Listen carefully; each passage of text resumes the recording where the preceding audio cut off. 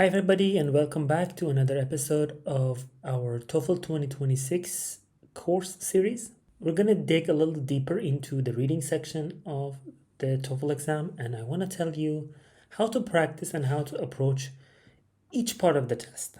So, if you remember, we previously established that we have three types of questions. These are the result of the new updates that are coming to TOEFL. So, there are amazing changes that has come. We have now a reading that are sourced from different materials, from social media, from magazines, from course books. So it gives TOEFL an everyday vibe, especially in the reading section. So today in this episode, we're going to talk about the first type of the questions, which is complete the words, which looks something like this. There are words that has some missing letters in them, and you have to guess as many of them as possible, and based on that you will get a score. Let me remind you of something very important though.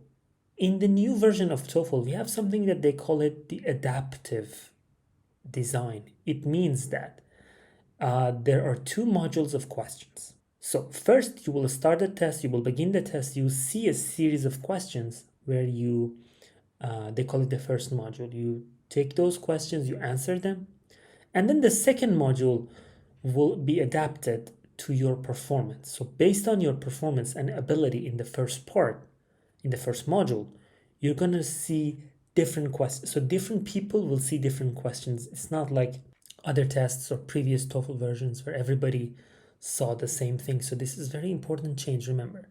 It is a step just to make sure that people can get a fair share of the test and be able to show their skills and don't have to deal with the same difficulty as a more advanced student might have to do.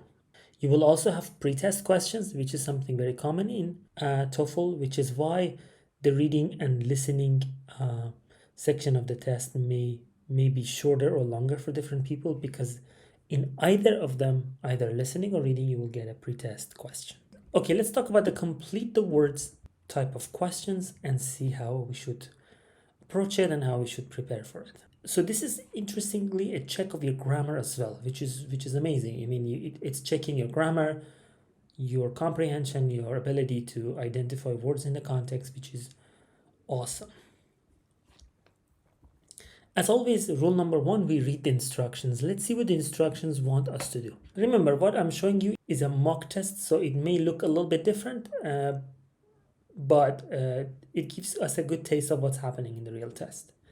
In an actual test, the clock will show you how much time you have to complete module 1. Remember, I told you module 1 is the part that you do, and then based on the performance in module 1, you will see different results in module 2. In an actual test, you will not be able to return to module 1 once you have begun module 2 because of the adaptive design. Okay, let's see. Fill in the missing letters in the paragraph. This is module 1. So as you see, there are 10 gaps where you have to complete them. If you take a closer look, most of these are either auxiliary verbs, modal verbs, common adjectives, and common words and adjectives that a student at any level should know. There are 3 steps you need to take. First, you need to read the text very quickly, ignoring the gaps.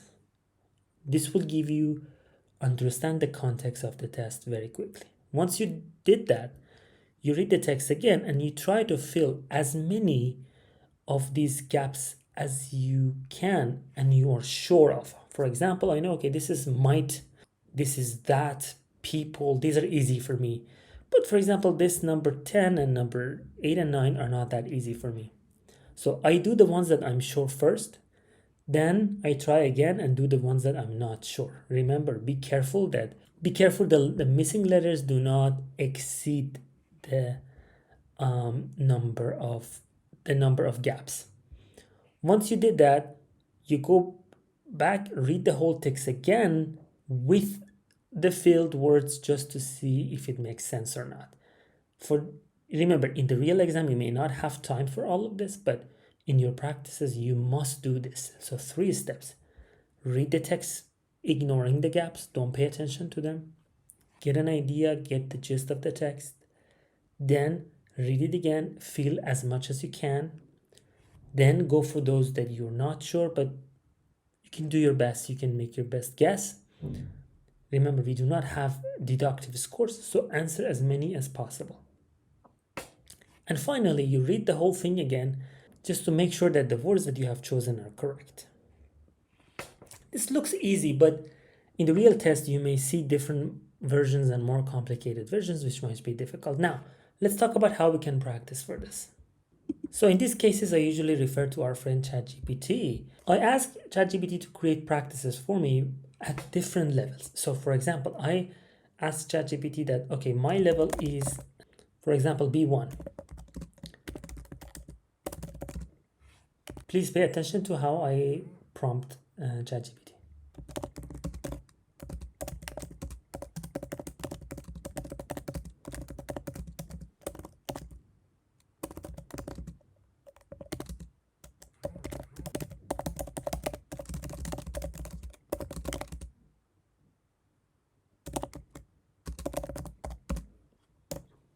There you go. This is the text and this is the results. So you can of course you can optimize your prompt to make sure that, for example, only 1 letter is shown, only 4 letters is shown, but it's a nice way to get some practice. Start with something easy, your level, B1, A1, A2, B1, B2, whatever your level is, and then spice it up. When you try to when you see that you are getting more and more correct answers, you can spice it up. Awesome. So today we talked about fill in the gaps, which is an interesting type of question if you ask me in the new version of TOEFL 2026. Remember, in the next lesson, we're going to go with the next part of the questions where you see a notice or some information and then you have to answer a question, and we'll talk about how to deal with that as well. Please share this video for your friends who are preparing for TOEFL, and don't forget to check out all the lessons in this course. And if you have any question, if you need more practice tests, and if you need more information about any part of the test, don't forget to ask me in the comment section, and I'll see you in the next lesson soon. Thank you very much.